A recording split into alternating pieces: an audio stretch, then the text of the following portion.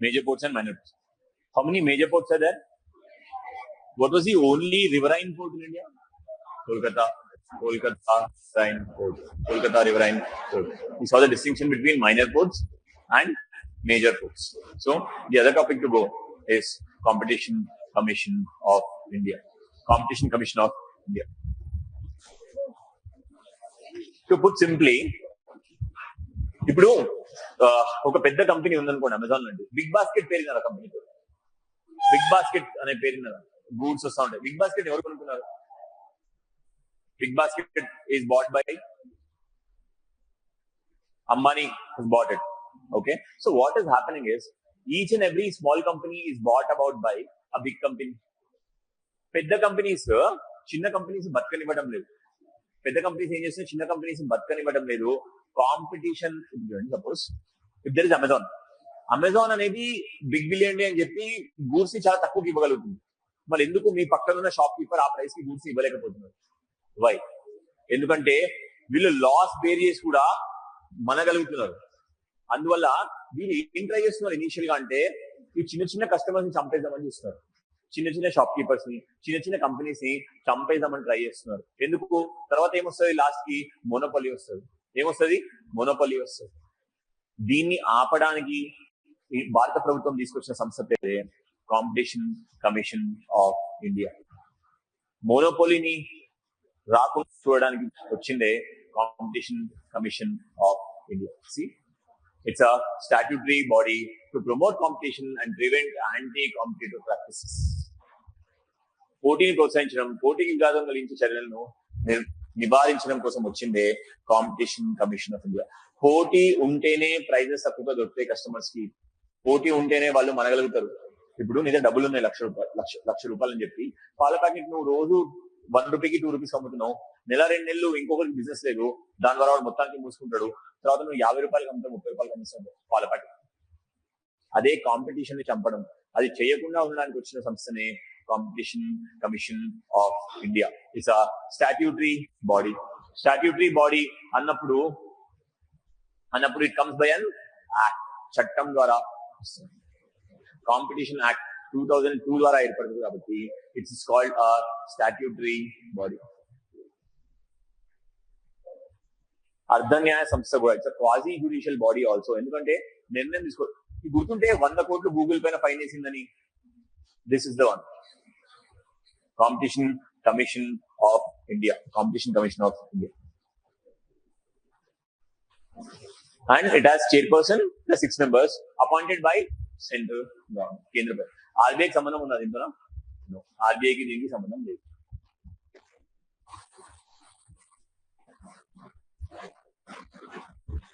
Competition Commission of India, CCI. It's a statutory body formed under the Act, Competition Act 2000. Clear?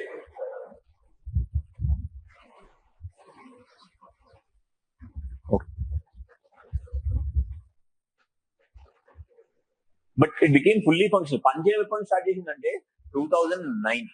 Not అడగరు కానీ yes, very very important. Recent గా చాలా సార్లు news లో ఉంది. Okay,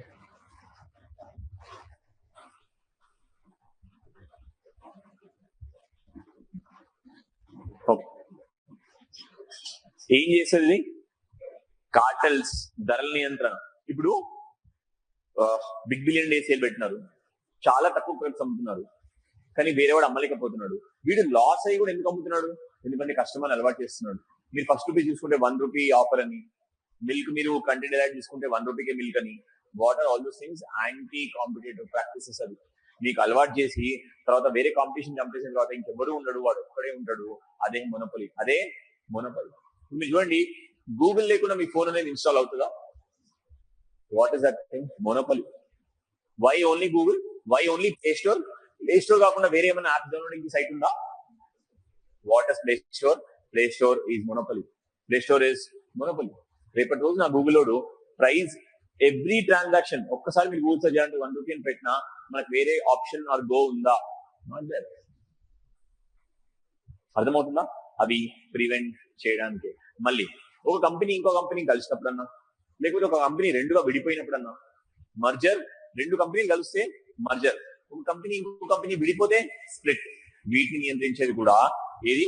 competition commission of India. ఇది enquiry చేయగలుగుతుంది, penalties వేయగలుగుతుంది, సీజ్ కూడా చేసే అధికారాలు కాంపిటీషన్ కమిషన్ ఆఫ్ ఇండియా ఉన్నాయి. అండ్ రెండు కంపెనీస్ కలిస్తే అనుకోండి, ఎవరి దగ్గర అప్రూవల్ తీసుకోవాలి? కాంపిటీషన్ కమిషన్ ఆఫ్ ఇండియా దగ్గర అప్రూవల్ తీసుకోవాలి. రెండు కంపెనీస్ కలిసిన, కంపెనీలు రెండుగా విడిపోయి వేరువేరుగా ఉన్న కాంపిటీషన్ కమిషన్ ఆఫ్ ఇండియా దగ్గర పర్మిషన్ తీసుకోవాలి. Okay,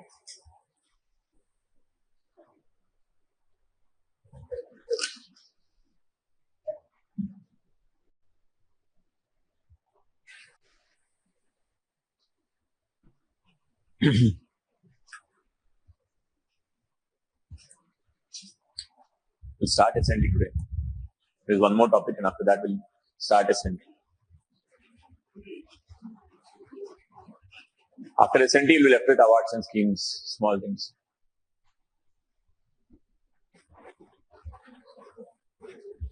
Okay. Yes. Okay. Appellate likes to. ఇది ఇచ్చిన తీర్పుల పైన అప్పీల్కి వెళ్ళాలి కదా. అప్పీల్ ఎక్కడికి వెళ్ళాలి? మీరు నేషనల్ కంపెనీ లా అప్పలేట్ ట్రిబ్యునల్కి వెళ్ళాలి. కంపెనీస్ గురించి డీల్ చేస్తుంది కాంపిటీషన్ కమిషన్ ఆఫ్ ఇండియా. ఇదేమైనా తప్పించింది అని మీరు అనుకుంటే మీరు వెళ్ళాల్సింది ఎక్కడికి? జ్యుడిషియల్ డిసిషన్ పైన వెళ్ళాల్సింది national company law appellate, national company law appellate tribunal, NCLAT. ఈ ట్రిబ్యునల్ పైన అప్పీల్ ఎక్కడికి వెళ్ళి? హైకోర్టుకి వెళ్ళొచ్చా, సుప్రీంకోర్టుకి వెళ్ళాలా? హైకోర్టుకి వెళ్ళొచ్చా లేదా? హైకోర్టు కూడా వెళ్ళొచ్చు.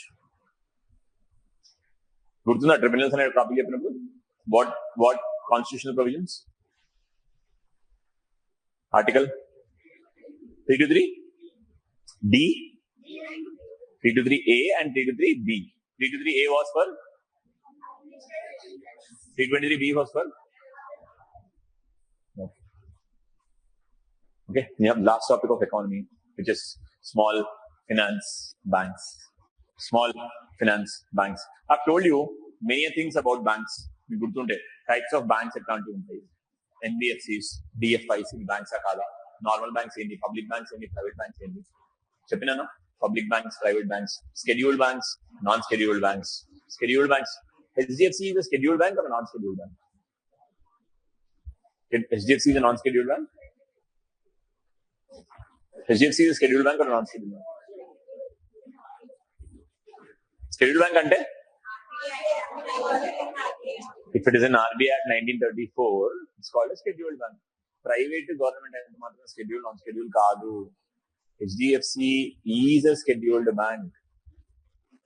గుర్తులేదు మీకు? Okay. See, what is it? Small finance banks. In called small finance banks. చూడండి, అనేది ఆర్థిక సమావేశం. It is a group of finances ఇది కోసం ఏర్పాటు చేసిన బ్యాంక్. చూడండి, చాలా దగ్గరికి బ్యాంక్స్ వెళ్ళవు కదా, చాలా ఊళ్ళకి బ్యాంకింగ్ సర్వీసెస్ ఉండవు. అక్కడ ఒక మేజర్ బ్యాంకు అంతగానం రెంట్ కట్టి అంతమంది ఎంప్లాయీస్ పెట్టి బ్యాంకు నిర్వహించడం సాధ్యమా? ఎకనామికల్ గా సాధ్యమా? కాదు. అక్కడికి కూడా బ్యాంక్ యొక్క సేవలు వెళ్ళాలనే ఉద్దేశంతో ఏర్పాటు చేయబడినదే స్మాల్ ఫినాన్స్ బ్యాంక్. ఇందుకోసం ఆర్థిక ఫినాన్షియల్ ఇంక్లూజన్ కోసం ఏర్పాటు చేసిన బ్యాంక్. చిన్న వ్యాపారులు, చిన్న అండ్ సన్నకారు రైతులు, సూక్ష్మ పరిశ్రమల కోసం మరియు అసంఘటిత రంగం అంటే అన్ఆర్గనైజ్డ్ సెక్టార్ కోసం ఏర్పాటు చేయబడిన బ్యాంక్. ఇది డిపాజిట్లు తీసుకోగలుగుతుందా? తీసుకోద్దా? డిపాజిట్ తీసుకోకపోతే రైతుల దగ్గర ఏం పని అంటున్నారు?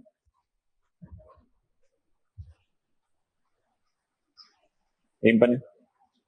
డిపాజిట్ తీసుకోకపోతే దానికి ఏం పని? ఇంకా బ్యాంక్ యూజ్ లాజిక్ నో. చూడండి, introduced in 2015 RBI guidelines 2015 minimum paid up capital ఎంత ఉండాలి అంటే 200 కోట్ల రూపాయలు ఉంటేనే మీరు ఈ బ్యాంక్ తెరవగలుగుతారు. అండ్ ఇండియా మొత్తంగా ఆపరేషన్స్ ఉన్నాయి.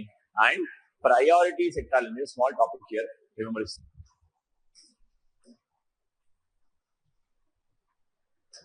ఇది గుర్తుపెట్టుకోండి. Priority sector lending. ఈరోజు ఏం చేస్తారంటే ఈ PSL బ్యాంక్స్ ఎంత ఉందో కనుక్కోండి సార్. ప్రయారిటీ సెక్టార్ లెండింగ్ అంటారు. అంటే చూడండి, మన ఇండియాలో బ్యాంక్స్ ఇష్టం వచ్చిన రంగాలకు ఇష్టం వచ్చిన డబ్బులు ఇచ్చేవి లేవు. మన బ్యాంక్స్ గవర్నమెంట్ కంట్రోల్లో కదా? ఎస్. మన బ్యాంక్స్ ఇంత శాతం అగ్రికల్చర్ కి లోన్స్ ఇవ్వాలి, ఇంత శాతం మహిళలకు లోన్స్ ఇవ్వాలి, ఇంత శాతం సూక్ష్మ పరిశ్రమలకు లోన్ ఇవ్వాలని ఆల్రెడీ ఆర్బీఐ మ్యాండేట్ ఉంది. దాన్నే ప్రయారిటీ సెక్టార్ లెండింగ్ అంటున్నాం. అంటే అన్ని సెక్టార్ కి సేమ్ గా కాదు, ప్రయారిటీ కొన్ని సెక్టార్స్ కి ఇవ్వాలి అని ఎవరు చెప్పినారు? ఆర్బీఐ చెప్తుంది. వ్యవసాయానికి ఉంది, మధ్యతరగతి పరిశ్రమలకు ఉంది, సూక్ష్మ పరిశ్రమలకు ఉంది, మహిళలకు ఉంది ప్రయారిటీ సెక్టార్ లెండింగ్. ఎడ్యుకేషన్ కోసం కూడా ప్రయారిటీ సెక్టార్ లెండింగ్ ఉంది. వీటికి ఖచ్చితంగా 100 రూపాయలు అప్పిస్తే బ్యాంకులు ఇంత 10నో 15నో 20నో కొన్ని రంగాలకు తీసి పక్కన పెట్టాలి. దాన్నే ప్రయారిటీ సెక్టార్ లెండింగ్ అంటున్నాం. ఒకసారి ఏం చేస్తారంటే అగ్రికల్చర్ కి ఎంత ఉంది ప్రయారిటీ సెక్టార్ లెండింగ్ అవి చూడండి, అగ్రికల్చర్ కి, హెల్త్ కి, ఎడ్యుకేషన్ కి ఎంత చూడండి ఒకసారి. ఓకే, సో కనీసం 50% రుణాలు ఎంత లోపల ఉన్నాయని చెప్తుంది నిబంధన? 25 లక్షల లోపు. అంటే నువ్వు రుణాలు కానీ 50% రుణాలు 25 లక్షలు ఆ కన్నా తక్కువకే ఇవ్వాలి. అంటే దాని అర్థం ఏంటి? పేదవాళ్ళకి రుణాలు ఇవ్వమని చెప్తుంది. 25 లక్షల కన్నా తక్కువ రుణం ఎవరు తీసుకుంటాడు? పేదవాళ్ళు తీసుకుంటారు. సో 50% మీ రుణాలు 25 లక్షల కన్నా తక్కువ ఉండాలి అని చెప్తుంది. ఓకే, అండ్ ఎవరు దీన్ని నెలకొల్పంటే మినిమం 10 ఏళ్ళ ఎక్స్పీరియన్స్ ఉన్న వాళ్ళు మాత్రమే, మినిమం 10 year ఎక్స్పీరియన్స్ ఉన్న వాళ్ళు మాత్రమే స్మాల్ ఫైనాన్స్ బ్యాంక్ ని ఓపెన్ చేయగలుగుతారు. అండ్ ప్రైవేట్ సెక్టర్ కి మొత్తం రుణాల్లో ఎంత శాతం ఇవ్వాలి? 75%. ఇచ్చే రుణాలు మొత్తం ఎవరికి వెళ్ళాలి? ప్రయారిటీ సెక్టార్ రంగాలు. ప్రయారిటీ సెక్టార్ రంగాలు అంటే మళ్ళీ agriculture, women, small and medium scale enterprises వీటికి వెళ్ళాలి. క్లియర్? ఏం బ్యాంక్ గురించి మాట్లాడుతున్నాం మనం? స్మాల్. ఇది అప్పుడు కూడా చెప్పినాను మీకు, స్మాల్ ఫైనాన్స్ బ్యాంక్ గుర్తుంటాయి. Okay, see?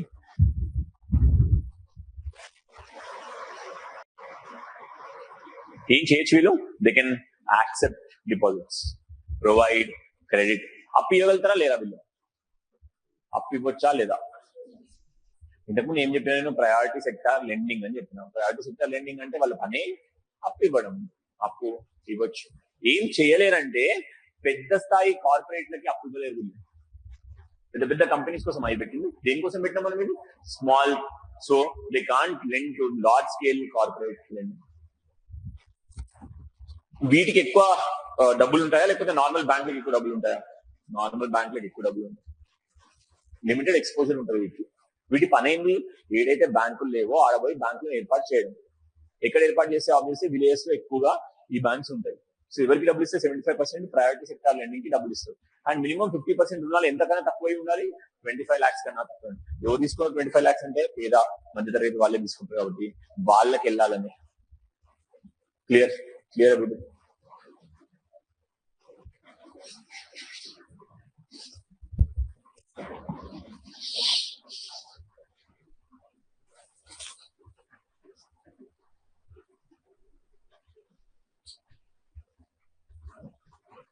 Clear?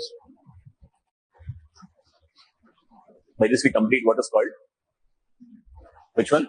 The subject economy. So what did we complete till now? Ante we've completed starting. We've completed international relations. After that,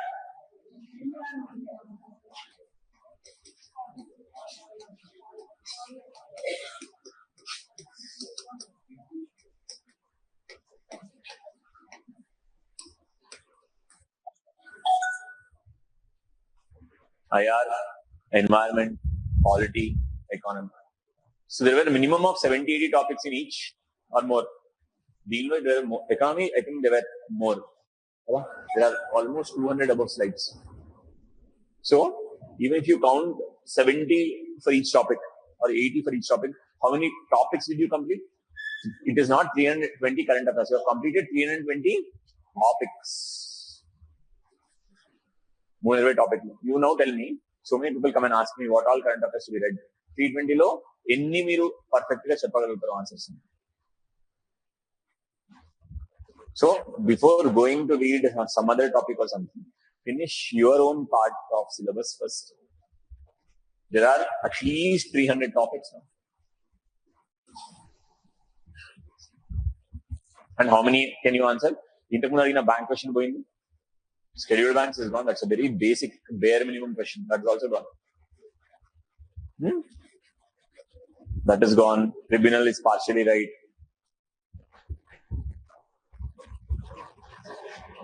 Okay. So we'll move to what is called. See how many souths are there? There are 212 flights.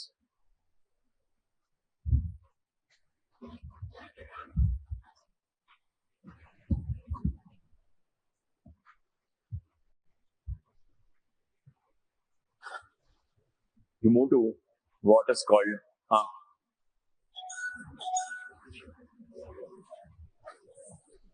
science and technology. Science and technology. So by science and technology, it means you have two parts here. First, science, then you have tech. By science, you improve your technology. Science ఉపయోగించే technology పెరుగుతూ ఉంటుంది. మీరు ఒకసారి imagine చేసుకోండి, how easy are words here. Can you imagine someone trying to build an escalator? మీరు shopping mall escalator చూస్తుంటారు కదా, it will carry. What on earth would have inspired in that thought? ఎట్లా thought వచ్చి ఉండాలి? మనం ఇట్లా నిలబడితే ఈ మోషన్ కనుక కిందికి వెళ్ళగలిగితే దాని అర్థమైంది.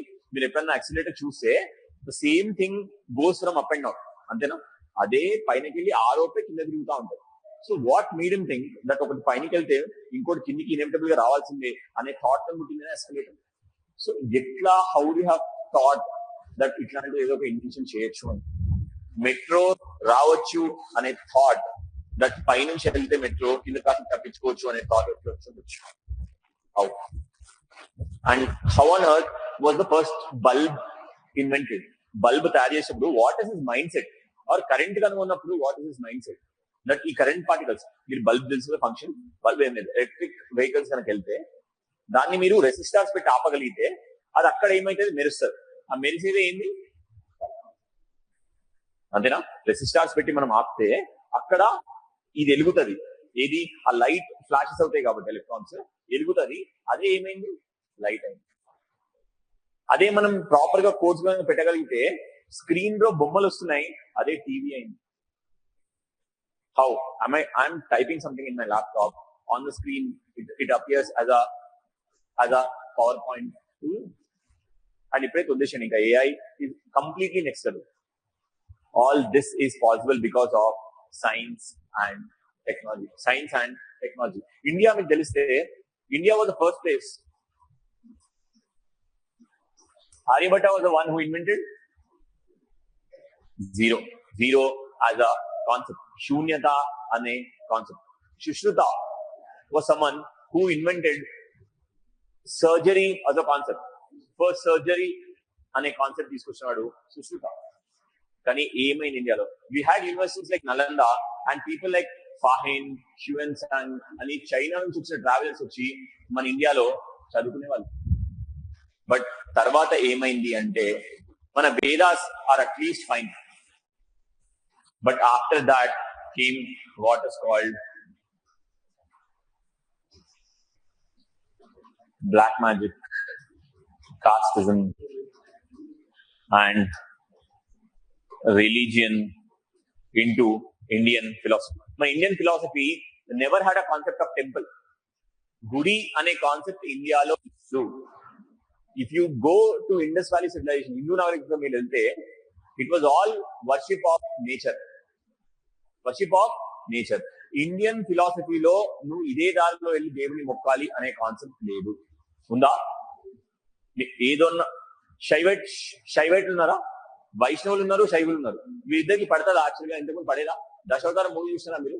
That was the conflict between Shaivas and Vaishnavas. Buddhist philosophy Hindu కాదంటారా మీరు? బుద్ధిజం ఫిలాసఫీ కూడా a part of Hindu philosophy only. Is there anywhere Hindu mentioned or defined? Hindu is never mentioned or defined in any of our scriptures. మన ఎట్లాంటి గ్రంథాలలో కూడా హిందూ అనే word కి definition లేదు. Hindu was a word coined mostly by Britishers who wanted Indus నదికి తీరాన ఉన్న వాళ్ళందరినీ ఏమని పిలిచారు? హిందూ అని పిలిచారు. అటు నుంచి వచ్చిందే ఇండియా, అటు నుంచి వచ్చిందే హిందూ కూడా. జంబూ ద్వీపే భరతఖండే అని అంటారు. ఇండియా యాజ్ అ కాంటినెంట్ అని అంటారు. మనం ద్వీపం కదా, అది not an island. Yes. So ఏమైంది మన ఇండియాలో అని అంటే, first it was a thing of philosophies, scientific philosophies కి నిలయంగా ఉండేది ఇండియా. తర్వాత వచ్చిన ఫిలాసఫీస్, తర్వాత మెల్లగా ఎప్పుడైతే రిలీజియన్ డామినేట్ చేయడం స్టార్ట్ అయిందో, రీజన్ పోయిందో, రిచువల్స్ వచ్చినాయి. ఏమొచ్చినాయి? రిచువల్స్ అంటే ఈ రోజు మీరు చూస్తున్న పూజలు వచ్చినాయి. ఇంత హోమం చేస్తే ఇంత డబ్బులు వస్తాయి అని స్టార్ట్ అవడం స్టార్ట్ అయింది. పాత జరిగిన మదర్ గాడెస్ యొక్క వర్షిప్, అమ్మవారి తల్లి పూజ ఉంటుందా, ఇప్పుడు స్టార్ట్ అయింది. ఇండస్ లో కూడా మదర్ గాడెస్ దొరుకుతుంది. నేచర్ వర్షిప్ ఉంటది. ఆ వర్షిప్ పోయి ఇంద్రుడు, వాయువు, అగ్ని అండ్ వీళ్ళని ప్రసన్నం చేసుకోవడానికి ఫైర్ ఎలిమెంట్, హోమము లాంటివి వచ్చినాయి. తర్వాత మెల్లగా గుడి అనేది స్టార్ట్ అయింది. ఈ గుడి అనేది స్టార్ట్ అయిన తర్వాత అమ్మాయిలు అనే వాళ్ళు సైడ్కి వెళ్ళిపోవడం స్టార్ట్ అయినారు. తర్వాత ఎడ్యుకేషన్ అనేది వచ్చింది. ఎడ్యుకేషన్ అనేది సైడ్ లైన్ అయింది. ఏం డెవలప్ చేసింది మధ్యకాలంలో అంటే, ఈ మిడైవల్ ఏజ్ లో మన దగ్గర డామినేట్ చేసింది ఇది రిలీజియన్. రిలీజియన్ డామినేట్ చేయడం స్టార్ట్ అయింది. మనం రిగ్రెసివ్ గా వెనకకి వెళ్ళడం స్టార్ట్ చేసింది. అందుకనే మన ఇండియా ఒక మొత్తం డార్క్ ఏజ్ ని ఫేస్ చేసింది. ఒకప్పుడు బాగా వెలిగిన ఇండియా తర్వాత మన దగ్గర డిస్కవరీస్ ఉన్నాయా ఇప్పుడు అంటే లేదు. అది మీ మోడర్న్ టైమ్ లో కూడా మీరు చూస్తున్నారు. Even now there are no good discoveries in India. It is because of the ancient past which we have had. అర్థమైందా? So it is still continued, but in modern India we have made some progress అయితే చేస్తున్నాం. కొంచెం progress అయితే చేస్తున్నాం. మీకు చెప్పినా, నేను మొత్తం బ్రాడ్ గా ఈవెంట్ చెప్పేటప్పుడు చెప్పినాను. ఏం చేసినా మనం ఇస్రో ఒకటి బాగా చేసుకోగలిగినాం. IITs and answer one good step. Green revolution ఒకటి మంచి గుడ్ స్టెప్ అయితే, మన స్పేస్ ప్రోగ్రామ్ అన్నిటికన్నా అద్భుతమైన స్టెప్ మన ఇండియన్ ఎవల్యూషన్ లో. మనము ఇప్పుడు ఇంటర్స్టెల్లార్ అనే మూవీ బడ్జెట్ లోపల you can complete 1 lunar orbit also in India. ఒక budget movie budget, Hollywood movie budget లోపల మనం ఒక స్పేస్ ట్రావెల్ కంప్లీట్ చేయగలుగుతున్నాం. That is possible because of advances in ISRO. And all the things which you see now is because of satellites in your orbit. Satellites వల్లనే మనం ఇప్పుడు మూలగా ఎవరో ఇక్కడ online classes వింటున్నా. It is all possible because of satellites above. The Wi-Fi which you are using is also because of the satellites above. Antena? So you see, first to come into India's space program. So basically మీరు science అనేది గుర్తుపెట్టుకోవాల్సింది. Ancient యుగంలో India పర్లేదు. Medieval యుగంలో ఏది dominate చేసింది మనల్ని? Religion dominate చేసింది. రీజన్ అనేది వెనక్కి పోయింది. అందుకే మీకు గుర్తుందా, భక్తి మూమెంట్ వచ్చింది, సూఫీ మూమెంట్ వచ్చింది. ఇవి మొత్తం అంధకారాన్ని దూరం చేయాలని వచ్చిన మూమెంట్స్ ఇవి. బుద్ధిజం ఎందుకు వచ్చింది అనుకుంటున్నారు మీరు? Why did Buddhism come? Why? Peace. Buddhism ఎందుకు వచ్చింది అంటున్నారు? ఓకే, ఎన్ని వర్ణ సిస్టమ్? బ్రాహ్మణ్స్, క్షత్రియాస్, వైశ్యాస్.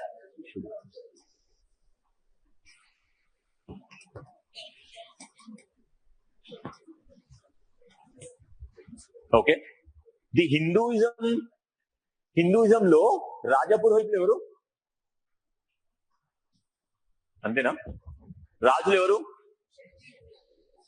వీళ్ళేం మరి? Traders only. ఎప్పుడైతే వీళ్ళు ట్రేడింగ్ చేయడం స్టార్ట్ చేస్తున్నారో, డబ్బులు సంపాదించడం స్టార్ట్ చేస్తున్నారు.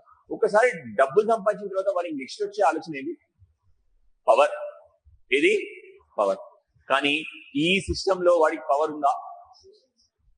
అదే అందుకని ఈ రెండు జత పోయి ఏ జత వచ్చిందంటే ఈ జత వచ్చింది. ఎవరు? బుద్ధుడు.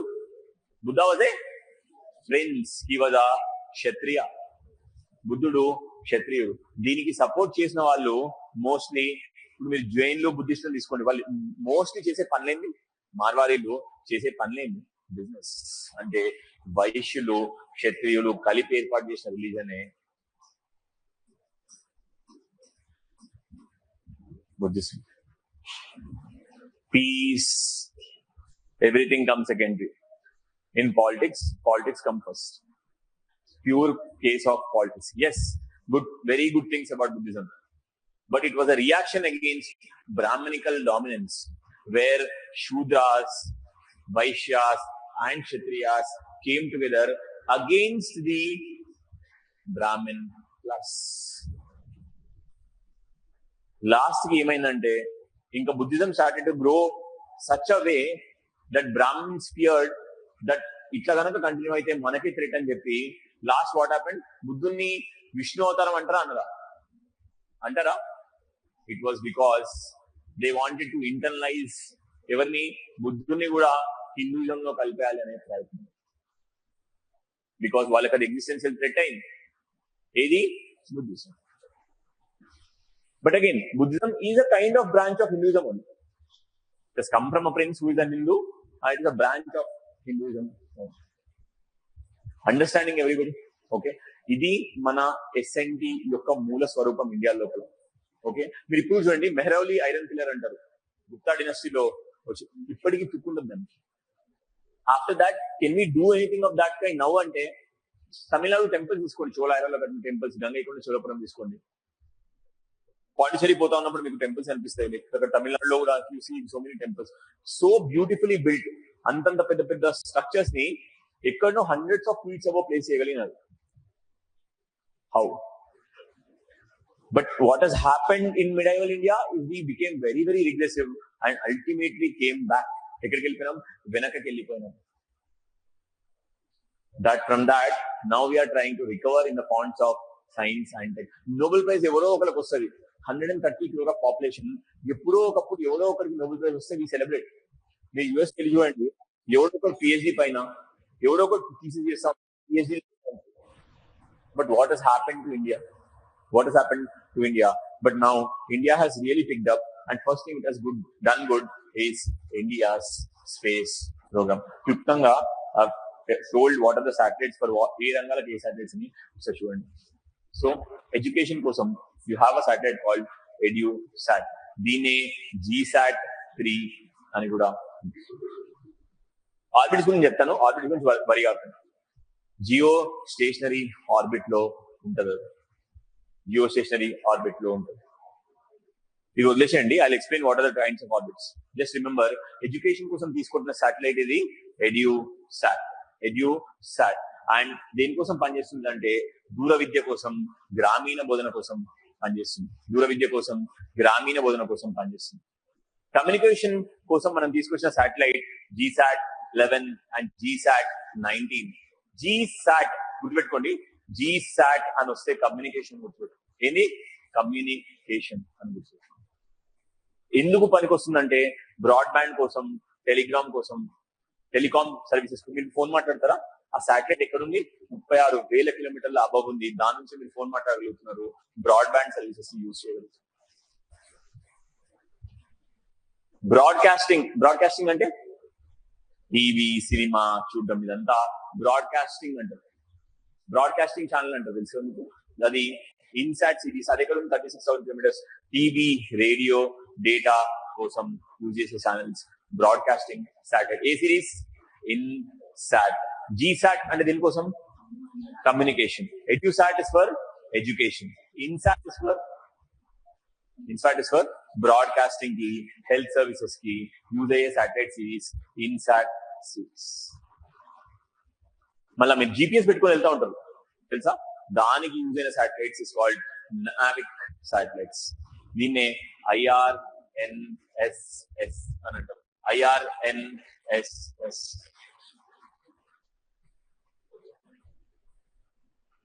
IRNSS అంటే Indian regional navigation satellite system. Yes, Indian regional navigation satellite system.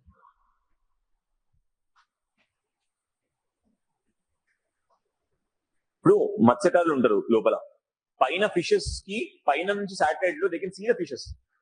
ఆ ఫిషెస్ చూసి ఆ ఫిషర్ మనకి కనుక ఫిష్ ఉన్న కోఆర్డినేట్స్ చేయగలిగితే వాళ్ళు టైం సేవ్ అవ్వదా, పెట్రోల్ సేవ్ అవుదా, వెతుక్కుంటూ వెళ్ళాల్సిన అవసరం ఉందా? No. That is done by navigation satellites IRNSS. Okay, ఎన్ని చూసాం మనము? ఎడ్యూసాట్ అని పేరు వస్తే ఎడ్యుకేషన్ కోసం వచ్చిన సాటిలైట్. కమ్యూనికేషన్ అనే పేరు వస్తే GSAT. Next come to broadcasting కానీ హెల్త్ టెలిమెడిసిన్ వీటి కోసం చేసిన సిరీసే ఇన్సాట్ సిరీస్. నావిగేషన్ అని వస్తే Navik IRNSS. Very very important. So many times ask, ఎట్లా అని అడగొచ్చు. he can confuse you or he can give ఇటు కొన్నిచ్చి he can ask you to match the following కూడా అడగమనొచ్చు. Clear? Okay.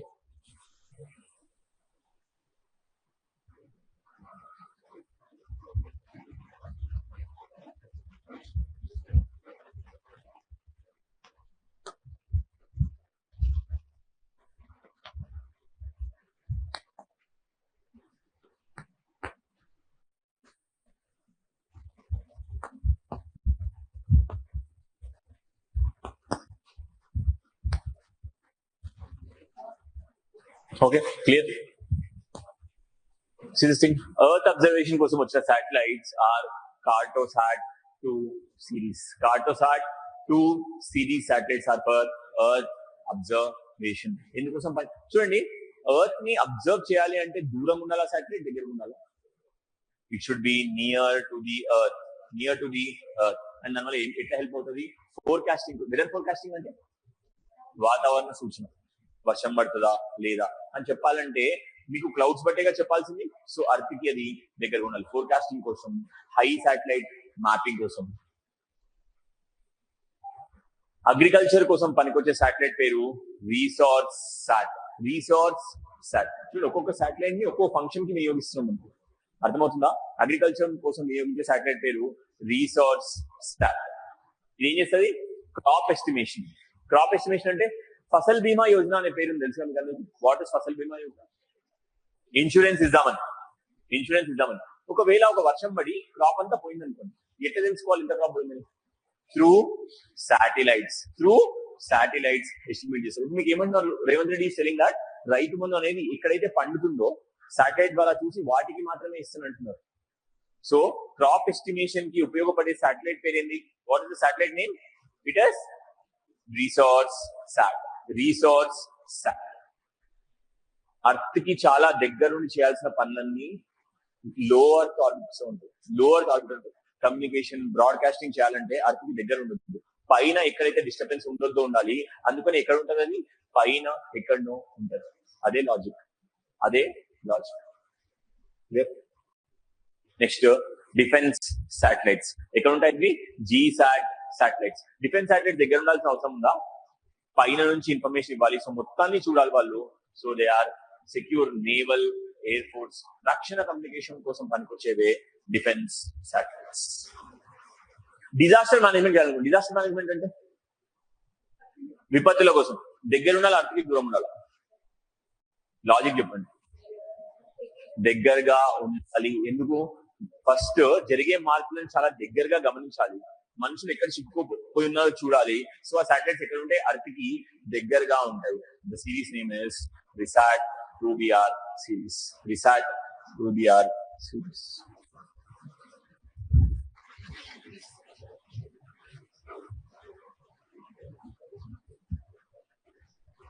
And scientific research కోసం కూడా శాటిలైట్స్ మనం పంపించామా? సైంటిఫిక్ రీసెర్చ్ కోసం పంపించే శాటిలైట్స్ ఎక్కడనో దూరంగా ఉండి స్పేస్ లో ఏ ఆబ్జెక్ట్ ఉన్నాయో చూస్తూ ఉంటాయి. So they are not near the earth, they are in lunar surface called. Satellite name is Aditya అంటే సన్. మూన్ కి చెప్పేదేనండి. Moon, this is earth. Okay, there is sun. మధ్యలో ఏముంటది? మధ్యలో or somewhere around you have something called moon. అంతేనా? You have sun, you have earth and you have moon. ఇక్కడ ఏడనో గాని ఈ మధ్యలో గ్రావిటీ ఉంటుందా? వీళ్ళిద్దరి మధ్యన దెర్ ఇస్ అ ఫోర్స్. వీటిద్దరి మధ్యన కూడా దెర్ ఇస్ అ ఫోర్స్. ఇక్కడ కూడా దెర్ ఇస్ అ ఫోర్స్. ఏడనో ఒక పాయింట్ ఉంటది, ఎక్కడనో ఒక పాయింట్ ఉంటది, ఆ పాయింట్స్ పేరు లాగ్రేంజ్ పాయింట్స్. ఈ పాయింట్స్ అవి లాగ్రేంజ్ పాయింట్స్. ఈ పాయింట్స్ ఏంటంటే చూడండి, if there is some distance, ఎక్కడనో మధ్యలో ఇక్కడ నుంచి వచ్చే గ్రావిటీ అక్కడ నుంచి వచ్చే గ్రావిటీ జీరో అయిపోతుంది. ఎక్కడ నుంచి వచ్చే గ్రావిటీ, ఇటు నుంచి వచ్చే గ్రావిటీ, ఇటు నుంచి వచ్చే గ్రావిటీ ఏమైపోతుంది, జీరో అయిపోతుంది. సి టగ్ ఆఫ్ వార్ అనుకోండి, ఇప్పుడు మీరు టగ్ ఆఫ్ వార్ లో ఇటు సైడ్ కొందరు పుల్ చేస్తారు, అటు సైడ్ బలవంతుడు ఉన్నాడు, ఇటు సైడ్ కొంచెం బలహీనుడు ఉన్నాడు. So tug of war point అనేది ఎటువైపు ఉంటది, బలవంతుని సైడ్ ఎక్కడనో ఉంటది, ఏడనో కాడ ఆగుతుంది వీడు పెట్టే ఫోర్స్ కి. దానికి ఆ పాయింట్స్ సూర్యునికి మూన్ కి మధ్యలో కూడా ఉంటాయి. దాన్నే మనము లాగ్రేంజ్ పాయింట్స్ అంటున్నాం. ఏం పాయింట్స్ అంటున్నాం, లాగ్రేంజ్ పాయింట్స్ అంటున్నాం. అవే L1 L2 L1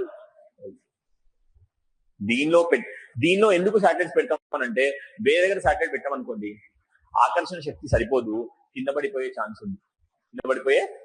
అది కాకుండా ఏదో ఒక పాయింట్ లో స్టేబుల్ గా శాటిలైట్ ఉండేలాగా పెడతారు. తద్వారా అదేం చేస్తుంది, మొత్తం ఏం జరుగుతుందో శాటిలైట్ లో అబ్జర్వ్ చేసి మనకి ఇన్పుట్స్ పంపిస్తూ ఉంటది. మన సైంటిస్ట్ ఏమో దాని మీద పరిశోధన నిర్వహిస్తూ ఉంటారు. ఆ పాయింట్స్ పేరే L1 ఆర్బిట్. అందుకే దీని పేరు ఆదిత్య L1. ఎక్కడ ఉంటుంది ఇది, study of sun and solar wind.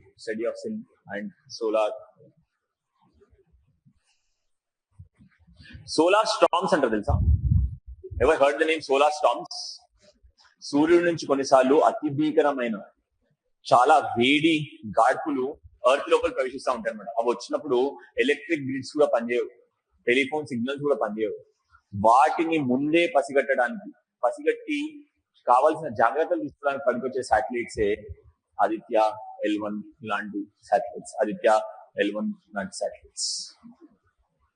Okay, so RISAT satellite was for అనేది డిజాస్టర్ మేనేజ్మెంట్.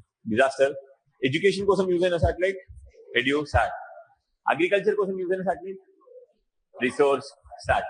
కార్టోసాట్ దేనికి ఉపయోగపడింది, ఎర్త్ అబ్జర్వేషన్ కోసం యూజ్ అయింది కార్టోసాట్. అంటే నీకు ఏమర్థమైంది, నావిగేషన్ కోసం శాటిలైట్స్ ఎక్కడ ఉంటాయి యూజువల్ గా 36,000 కిలోమీటర్ల పైన ఉండేవి నావిగేషన్ కోసం, డిఫెన్స్ కోసం పనికొచ్చే శాటిలైట్స్ అక్కడ ఉంటాయి. ఓకే, డిఫెన్స్ కోసం, నావిగేషన్ కోసం, బ్రాడ్కాస్టింగ్ కోసం పనికొచ్చే శాటిలైట్స్ ఏమో పైన ఎక్కడో ఉంటాయి. అదే మీరు భూమి దగ్గరగా చూడాలనుకుంటున్నారు, ఆ శాటిలైట్స్ ఎక్కడ ఉంటాయి, లోవర్ ఆర్బిటాల్స్ దగ్గర ఉంటాయి. అంతేనా? అర్థమైందా ఇప్పుడు లాజిక్ ఏందో? చాలా సార్లు వాడు ఏమడుగుతున్నాడంటే, వాడు మీకు తెలియకపోయినా కొన్నిసార్లు ఆన్సర్ పెట్టొచ్చు మీరు. హౌ ఇట్ ఇస్ బై ఎట్లా చెప్పొచ్చు మీరు, it is by logic. Agriculture అంటే దగ్గర ఉండాలి, మనకు అవసరం. సో ఏ ఆర్బిట్ ఉండే ఛాన్స్ ఉంది, lower orbit. By logic also you can answer, because there are n number of satellites where you can't remember every satellite detail. So you have to find logic. Em find cheyali meeru, logic find cheyali. Okay, come to the next one.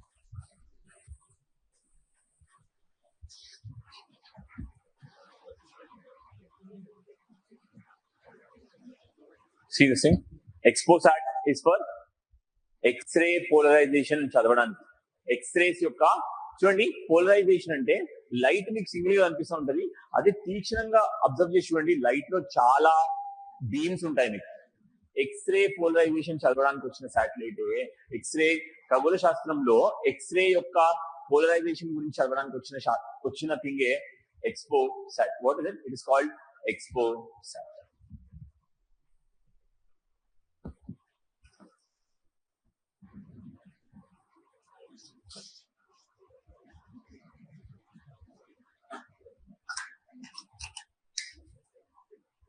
I told you about Gaganyaan గురించి చెప్పినాను. Which was the space mission I told you about? International Space Station కి వెళ్ళడానికి what was the name of the mission? What was the name? Gaganyaan గుర్తుందా? Rakesh, what was his name? Shubhanshu Shukla పోయింది, international space station పోయింది. అది ఏ orbit లో ఉండే, lower orbit లో ఉండే. గుర్తుందా? లోవర్ ఆర్బిట్ లో ఉండే. ఎందుకు? Because the international space station was in lower orbit. See here, next you have Chandrayaan, Mangalyaan. మంగళ గ్రహం అంటే మార్స్. మంగళ గ్రహం అంటే Mars. You have Gaganyaan, SSLVs, INSAT series. Small satellites అనేది భారతదేశం కొత్తగా తీసుకున్నారు అనమాట. SSLV అంటే small satellite launch vehicle. Small satellite launch vehicle. India ఇప్పుడు ఎక్కడ తయారైందంటే ఇండియా బికమ్ మార్కెట్ వేర్ చాలా కంట్రీస్, పక్కనున్న చాలా కంట్రీస్ కి మన ఇండియా అనేది వాళ్ళ శాటిలైట్స్ పంపించే ఒక ప్లేస్ గా మారిందన్నమాట. చాలా చీపర్ రేట్ కి చిన్న చిన్న శాటిలైట్స్ ని స్పేస్ లోకి పంపించడం స్టార్ట్ చేసింది. అదే ఉపయోగించుకుంటున్నారు మన వాళ్ళు through SSLV, small satellite launch vehicle ఉపయోగించుకుని. Okay, then you have search and rescue కోసం వచ్చిన శాటిలైట్స్ ఇన్సాట్.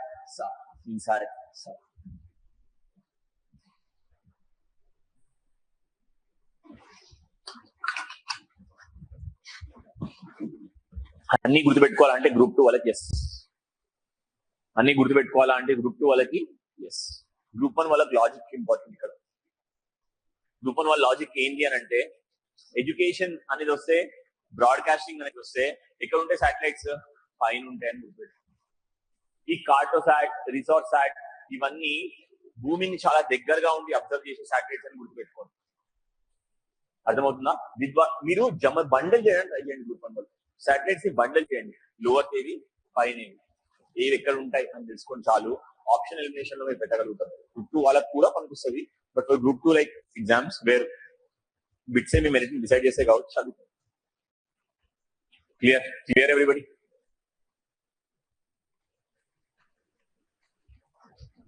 ఇవి ఏంది మరి? LEO ఏంది, MEO ఏంది, GEO ఏంది, GSO ఏంది? Okay, lower orbit, medium earth orbit, higher orbits. ఇంకా GSO అంటాం, జియో స్టేషనరీ, జియో సింక్రోనస్ అంటాము. What are all this? Geosynchronous ఏంటి, జియో స్టేషనరీ ఏంటి? What are all this things? What are all this things? What are all this things? Range ని బట్టేనా? Height. Okay okay, మీరు ఒక విషయం చెప్పండి. భూమి ఈజ్ రౌండ్ కదా, space is here or here? ఇది భూమి కదా. ఇఫ్ ఇట్ ఇస్ భూమి అనుకోండి, ఇది స్పేస్ ఇదా ఇదా? పైన స్పేసా?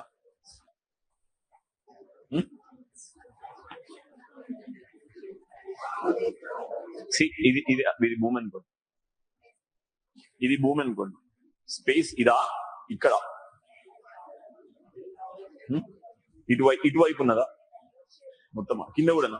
దెన్ అంటే మీరు ఏమంటున్నారు? ఇట్లా మనుషులు ఇట్లా వాక్ చేస్తున్నాడా? మనం asking, see if I am here, okay, if I am here, can I walk here like this? Can't walk. ఇటైతే కింద పడిపోతానా మరి?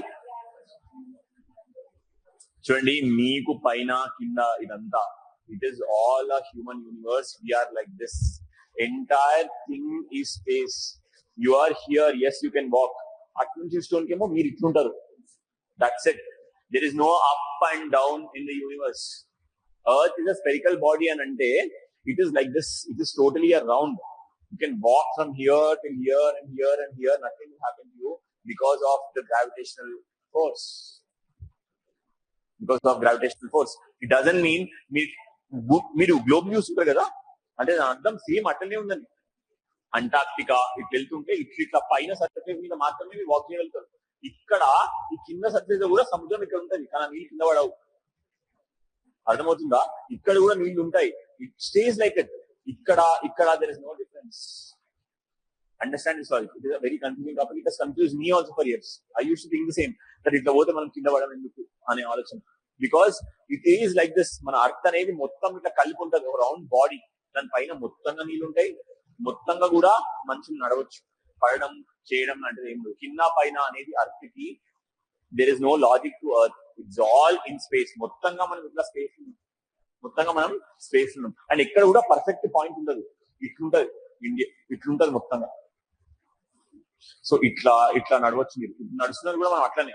Even now we are standing, there is some space here. అంతేనా? స్పేస్ ఉందా లేదా మనం మీద? Yes.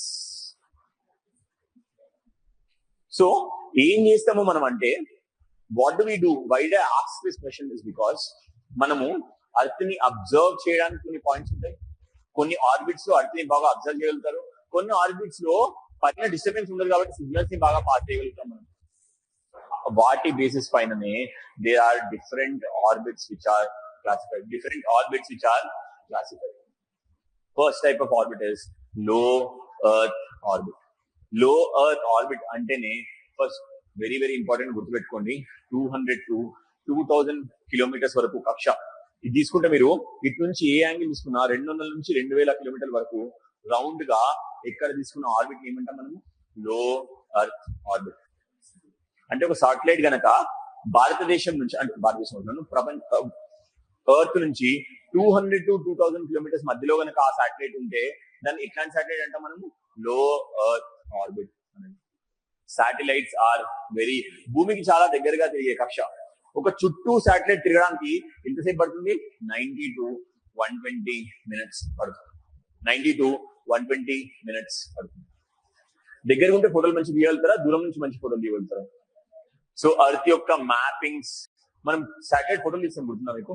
ఇంతకుముందు ఎట్లుండే, ఇప్పుడు కూడా కంపేర్ చేసుకున్నాం. సాటిలైట్కి వెళ్తే చెరువును కబ్జా చేయడానికి మీరు చూపిస్తారు చూసారా? ఇంతకుముందు చెరువు ఎట్లుండే, తర్వాత ఎట్లా కట్టుకుంటూ వచ్చిందని చూపిస్తారు. హై రెజల్యూషన్ ఇమేజెస్ తీసుకొని రావడానికి యూజ్ అయ్యే సాటిలైట్స్ ఆర్ లో ఎర్త్ ఆర్బిట్ లో ఉన్న సాటిలైట్స్. లో ఎర్త్ ఆర్బిట్ లో ఉన్న సాటిలైట్స్ ఎంత దూరంలో ఉండాలి? భూమి నుంచి 200 to 2000 కిలోమీటర్స్ మధ్యలో కనుక మీరు సాటిలైట్ ని పెడితే ఆ సాటిలైట్ ఏమంటాం మనము? లో ఎర్త్ ఆర్బిట్ సాటిలైట్స్ అని అంటాం. ఎగ్జాంపుల్ చెప్పండి. Examples: Edusat, Resourcesat, Cartosat are all low earth orbitals. Edusat ఎక్కడ ఉంది? పైన ఉంది కదా.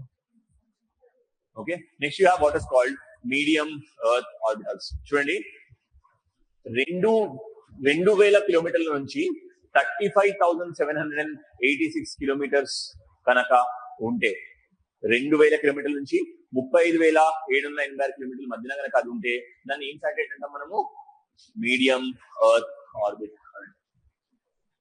మీడియం ఎర్త్ ఆర్బిట్ అని.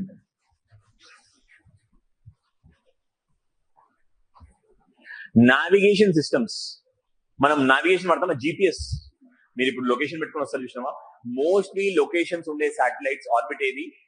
మీడియం ఎర్త్ ఆర్బిట్ లో most of the navigation satellites ఉంటాయి. మోస్ట్ ఆఫ్ ద సాటిలైట్స్ ఉండేది కక్ష, నావిగేషన్ సాటిలైట్స్ ఉండే కక్ష మీడియం ఎర్త్ ఆర్బిట్. ఓకే, మీరు చెప్పండి, లోవర్ ఎర్త్ లో సాటిలైట్ ఎక్కువ స్పేస్ కవర్ చేయగలుగుతుందా? మీడియం ఎర్త్ లో సాటిలైట్ ఎక్కువ స్పేస్ కవర్ చేయగలుగుతా, ఎక్కువ ఏరియా కవర్ చేయగలుగుతారు? ఎందుకు? పైనకి పోతున్నా కొద్దీ దాని ఏరియా అనేది పెరుగుతా పోతుంది. సో ఇప్పుడు చెప్పండి, సిఎస్బి అకాడమీని రోజు కవర్ చేయాలనుకుంటున్న సాటిలైట్ లో నేను ఎక్కడ పెట్టాలి? దాన్ని లో ఎర్త్ ఆర్బిట్ లో పెట్టాలి. ఎందుకు? చిన్న లిమిటెడ్ ఏరియాని పర్ఫెక్ట్ గా క్యాప్చర్ చేయాలని నేను అనుకుంటున్నా. సీసీ కెమెరా లాగా అనుకోండి మీరు. సీసీ కెమెరా ఇక్కడ పెట్టడం, సీసీ కెమెరా ఈ ఏరియానే ఇంపార్టెంట్ అయితే ఇక్కడ తీసి పెట్టడం, కిందకి తీసుకొచ్చి జూమ్ చేసి పెడితే దిస్ ఏరియా కవర్ అవుతుంది. క్లాస్ మొత్తం చూడాలంటే ఏం చేసినా కదా దూరంగా తీసుకెళ్లి పెట్టినారు చూడండి. So medium earth orbit and లో ఎర్త్ ఆర్బిట్. ఒక ఏరియాని స్పెసిఫిక్ గా చూడాలి అనుకుంటే ఏడ పెడతాం మనము? లో ఎర్త్ ఆర్బిట్ లో పెడతాం. కొంచెం బ్లర్ వచ్చినా పర్లేదు, మంచిగా చూడాలి అని అన్నప్పుడు మీడియం ఎర్త్ ఆర్బిట్ లో పెడతాం. సో లో ఎర్త్ ఆర్బిట్ లో ఉండేవి రిసోర్సాట్, కార్టోసాట్ లాంటి సాటిలైట్స్. మీడియం ఎర్త్ ఆర్బిట్ లో ఉండేవి ఎట్లాంటి satellites? Navigation satellites. High resolution images కోసం చూసేది లో ఎర్త్ ఆర్బిట్, మిగతా వాటి కోసం నావిగేషన్ కోసం చూసేది మీడియం ఎర్త్ ఆర్బిట్స్. కన్ఫ్యూజింగ్. ఇక్కడ రెండు ఉన్నాయి చూడండి, geostationary orbit, geosynchronous. రెండు కూడా 35,786 పైన ఉన్నాయి. రెండు కూడా 35,786 కిలోమీటర్ల పైన ఉంది. మరి డిఫరెన్స్ ఏంటి చూడండి. సింక్రోనస్, స్టేషనరీ అంటే ఒకటే దగ్గర ఉండడం ఈ స్టేషనరీ. అదే సింక్రోనస్, సింక్ అంటే నాకు సింక్ కాలేదు అని మనం మాట్లాడతాం. సింక్ అవుతుంది మాట్లాడతాం. What is it? అంటే మనతో పాటు నడవడం, మనతో మైండ్ సెట్ సింక్ అవ్వడం. సో కొన్ని శాటిలైట్స్ ఎట్లుంటాయంటే, ఇది భూమి కదా, భూమి స్టేషనరీగా తిరుగుతుంటదా? భూమి స్టేషనరీగా, భూమి రొటేట్ అవుతూ ఉంటది. రొటేట్ అవుతూ ఉంటూ సూర్యుని చుట్టూ తిరుగుతూ ఉంటది. చూడండి, భూమి ఎట్లయితే సూర్యునికి శాటిలైట్, భూమి సూర్యునికి శాటిలైటా కదా, సూర్యుని చుట్టూ తిరుగుతూ ఉంటది. సూర్యునికి మూన్ శాటిలైటా కదా, అట్లనే మన శాటిలైట్స్ కూడా భూమితో పాటు తిరుగుతూ ఉంటాయి, భూమితో పాటు తిరుగుతూ ఉంటాయి. ఒకవేళ ఈ పొజిషన్ సపోజ్ ఇండియాకి ఫేస్ అయ్యి శాటిలైట్ పెట్టారు అనుకోండి, ఎప్పుడు చూసినా ఇండియాకే ఉంది అంటే ఈ భూమి తిరుగుతున్నా కొద్దీ, చూడండి ఇది స్టేషనరీ శాటిలైట్ అనుకోండి, భూమి తిరుగుతూ ఉంటది కానీ ఈ పాయింట్ మాత్రం ఇక్కడనే ఉంటది. సో దీనికి అన్ని కనిపిస్తాయి. అదే జియో సింక్రోనస్ అనుకోండి, భూమి తిరుగుతున్నా కొద్దీ ఇది కూడా భూమితో పాటు తిరుగుతూ ఉంటది. సో దానికి రోజు ఒకటే లొకేషన్ కనిపిస్తుంది. అర్థం చేసుకోండి. జియో స్టేషన్, ఇప్పుడు నేను ఇక్కడనే ఇది పెట్టినా, just put this pen. Okay, if this is the camera, imagine this to be camera, imagine this to be camera, it is stationary and this is earth and I'm moving. దీనికి రోజు మొత్తం అర్థం చూస్తుందా లేదా, ఇది మొత్తంగా రోజు మొత్తం అర్థం చూస్తుంది. అదే ఇది కూడా దీంతో పాటు తిరుగుతుంది, రోజు ఒకటే పాయింట్ చూస్తుంది, రోజు ఒకటే పాయింట్ చూస్తుంది. That is the difference between geostationary and geosynchronous orbit. Geosynchronous orbit, if someone didn't understand, see, consider this to be earth, consider this to be earth, this is a satellite. okay, ఇది stationery, ఇక్కడనే ఉంది. భూమి ఏం చేస్తుంది, ఇదేమవుతుంది, round గా తిరుగుతా ఉంది. ఇది రోజు ఒకటే స్పాట్ చూస్తుందా, మొత్తం స్పాట్స్ చూస్తుందా, మొత్తం స్పాట్స్ చూస్తుంది, అంతేనా, మొత్తం తిరుగుతుంది కాబట్టి మొత్తం కనిపిస్తుంది. కానీ ఇది తిరుగుతున్నా కొద్ది ఇది కూడా తిరిగింది అనుకోండి, ఎప్పుడు ఇది చూసేది ఈ పాయింట్ మాత్రమే, ఈ పాయింట్ మాత్రమే కనిపిస్తుంది. ఎందుకంటే ఇది తిరుగుతుంది, ఇది కూడా తిరుగుతుంది. దీనికి రోజు ఇదొక్క స్పాట్ మాత్రమే కనిపిస్తుంది. అదే difference between geostationary and geosynchronous. Sync గా తిరుగుతుంది కాబట్టి జియో సింక్రోనస్. చూడండి, సీట్ ది ఎక్స్ప్లెనేషన్. భూమి తిరిగే వేగంతోనే తిరుగుతుంది కాబట్టి ఒకే చోట నిలిచినట్టు కనిపిస్తుంది. భూమి తిరిగినట్టే తిరుగుతుంది కాబట్టి ఏమవుతుంది, ఇక్కడ భూమి తిరిగే వేగంతోనే ఇది కూడా తిరుగుతుంది కాబట్టి చూడండి, ఇది తిరగట్లేదు, ఇది స్టేషనరీగా ఉంది, నేను ఒక్కనే తిరుగుతున్నా, ఇది ఒకటే తిరుగుతుంది. సో అందుకే మనకు సూర్యుడు ఉన్నాడా, సూర్యుడు స్టేషనరీగా కదా, కదా, మనకు ఒకటే దగ్గర ఉన్నట్టు అనిపిస్తుందా లేదా, సూర్యుడు తిరుగుతున్నట్టు అనిపిస్తుందా, మనకు ఒకటే దగ్గర ఉన్నట్టు అనిపిస్తుంది. ఎందుకు, మనం తిరుగుతున్నాం కానీ అది ఎక్కడ ఉంది, అది ఒకటే పాయింట్ లో ఉంది కాబట్టి మనకు స్టేషనరీగా అనిపిస్తుంది. దాన్నే మనం ఏమంటున్నాం, సో అంటే సూర్యుడు స్టేషనరీ శాటిలైటా కాదా, ఎస్, సూర్యుడు స్టేషనరీ శాటిలైట్, ఎందుకంటే ఒకటే దగ్గర ఉంటున్నారు కాబట్టి. అదే మనతో పాటు తిరిగినారు అనుకోండి, confused, no, wrong wrong wrong. Okay, wait, సూర్యుడు ఒకటే దగ్గర ఉన్నట్టు కనిపిస్తుందా మీకు, సూర్యుడు ఒకటే దగ్గర ఉన్నట్టు అనిపిస్తుందా, సూర్యుడు ఒక దగ్గర నుంచి ఇంకో దగ్గరికి వెళ్తున్నట్టు అనిపిస్తాడు. ఎందుకు, వై, బికాజ్ మనం తిరుగుతున్నాం కాబట్టి. ఎవరు తిరుగుతున్నారు, మనం తిరుగుతున్నాం కాబట్టి. తను ఏం చేస్తున్నాడు, ఒకటే ప్లేస్ లో ఉన్నాడు. అదే సూర్యుడు కూడా మనతో పాటు తిరుగుంటే, సూర్యుడు కూడా మనతో పాటు సేమ్ గా తిరుగుంటే సూర్యుడు కదిలినట్టు కూడా అనిపించాడు కాదు మనకు. సపోజ్ మీ ఇద్దరే తీసుకోండి, ఇద్దరు ఆపోజిట్ లో తిరగండి, ముఖం చూసుకుంటానే ఇట్లనే తిరగండి సేమ్, తను కదిలినట్టు అనిపించదు, మీరు కదిలినట్టు అనిపించదు. ఎందుకు, ఇద్దరు ఒకటే లెంత్ తో తిరుగుతున్నారు కాబట్టి. అంటే తను మీకు ఎప్పుడు ఒకటే పొజిషన్ లో ఉన్నట్టు అనిపిస్తుంది. అందుకే ఈ శాటిలైట్ మనం ఏమంటాం, జియో స్టేషనరీ శాటిలైట్ అంటున్నాం. తను తిరగడం వల్ల మీకు ఎప్పుడు తను అదే పొజిషన్ లో ఉన్నట్టు అనిపిస్తుంది. Take this 2 things, if it is moving, it is also moving. దీని పొజిషన్ తో ఎప్పుడు స్టేషనరీనే, మధ్యలో ఉన్న డిస్టెన్స్ చేంజ్ అవుతుందా, no where it is changing. So it is called geostationary satellite. What is it called, geostationary satellite. చూడండి, భూమి తిరిగే వేగంతోనే తిరుగుతుంది కాబట్టి ఒకే చోట నిలిచినట్టుగా కనిపిస్తుంది. అందుకే దీన్ని ఏమంటున్నాం మనము, జియో స్టేషనరీ. స్టేషనరీ అంటే కదలకపోవడం కాదు, ఒకటే వేగంతో కదులుతుంది కాబట్టి ఒకటే దగ్గర ఉన్నట్టు అనిపించడం. అందుకని మనం ఏం శాటిలైట్ అంటున్నాం, జియో స్టేషనరీ ఆర్బిట్ అంటున్నాం, జియో స్టేషనరీ శాటిలైట్ అంటున్నాం. ఈ ప్లేస్ లో పెడితే జియో స్టేషనరీ శాటిలైట్ ఉంటుంది. Next you have what is called geosynchronous orbit. Okay, భూమి తిరిగే సమయంతో సమాన కాలం ఉన్న కక్ష. అంటే రోజు అదే టైంకి, రోజు భూమిలో అదే టైంకి ఈ ఏరియా, అంటే సపోజ్ మన ఇండియా ఎక్కడ ఉంటుంది, సదర్న్ హెమిస్ఫియర్ లో ఎక్కడ ఉంటుంది, రోజు ఒక 7 o'clock కే ఎగ్జాక్ట్ గా ఇండియన్ క్రాస్ అవుతుంది. రోజు 7 o'clock కి ఏది క్రాస్ అవుతుంది, ఇండియా క్రాస్ అవుతుంది. అంటే ఎగ్జాక్ట్ టైం కి భూమి మీద ఆ ప్లేస్ వస్తుంది.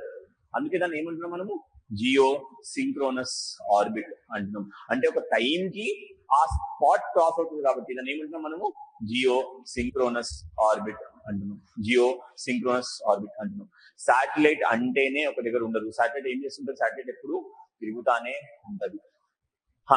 భూమికి సమానంగా కనుక తిరుగుతుంటే ఏం ఆర్బిట్ అంటున్నాం దాన్ని? జియో స్టేషనరీ అంటున్నాం. టైం తో సేమ్ రోజు 7 o'clock కి ఎగ్జాక్ట్ గా భూమి ఆ టైం ఆ ప్లేస్ కి వస్తే దాన్ని ఏమంటున్నాం? జియో సింక్రోనస్ అంటున్నాం. టైం తో సంబంధించిందేమో సింక్రోనస్, ప్లేస్ తో సంబంధించిందేమో జియో స్టేషనరీ. జియో స్టేషనరీ. రోజు 7 గంటలకి నాకు హైదరాబాద్ ఎట్లుంటుంది చూడాలని. ఏ శాటిలైట్ సెలెక్ట్ చేసుకోవాలి? జియో సింక్రోనస్ సెలెక్ట్ చేసుకోవాలి. ఎందుకంటే రోజు 7 గంటలకు అది 7కి వస్తుంది, అది కరెక్ట్ గా హైదరాబాద్ మెయిన్కి వస్తుంది. అంటే హైదరాబాద్ ఇక్కడ ఉంటే ఆ ప్లేస్ వస్తాను.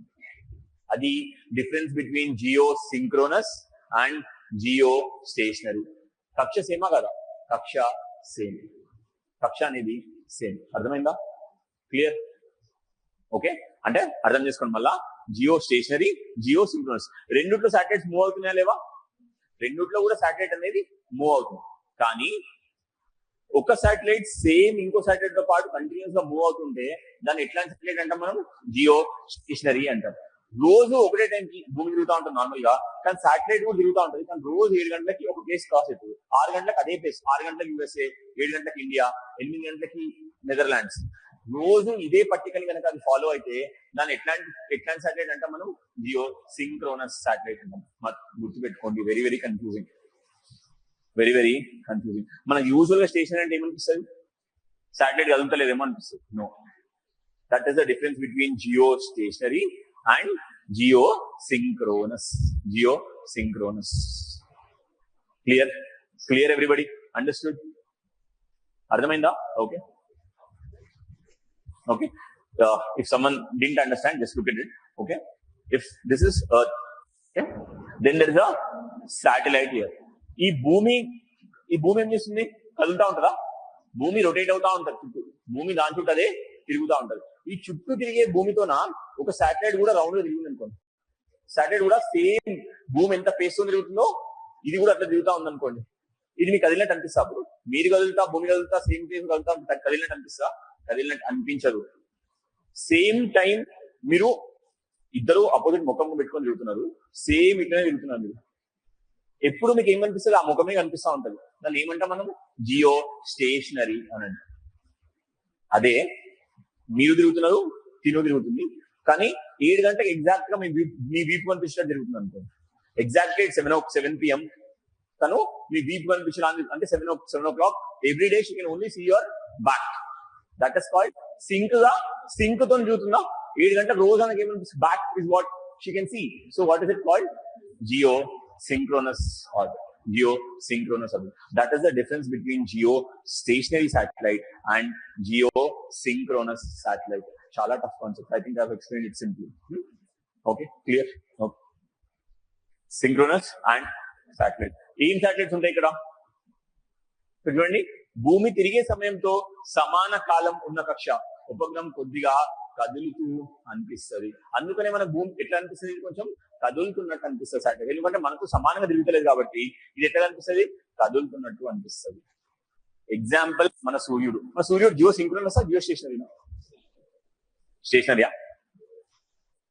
జియో స్టేషనరీయా? సింక్రోనస్. ఎందుకు?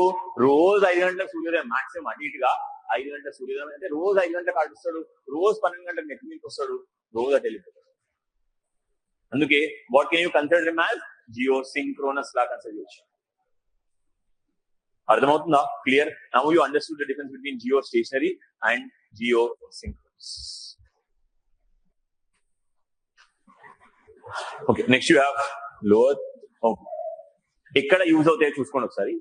లోవర్ ఆర్బిట్ లో ఉన్న శాటిలైట్స్ అధిక స్పష్టత గల చిత్రాలు తీయడానికి, ఎందుకంటే మీకు చాలా దగ్గరగా ఉంటాయి కాబట్టి స్పష్టతతో చిత్రాలు తీయడానికి యూజ్ అవుతారు. స్నాప్చాట్ ఫిల్టర్లతో ఫోటోలు తీసుకుంటారు తెలుసా? ఎందుకు తీసుకుంటారు? మొక్కలు మంచి లేవా తీసుకుంటారు, అంతే కదా.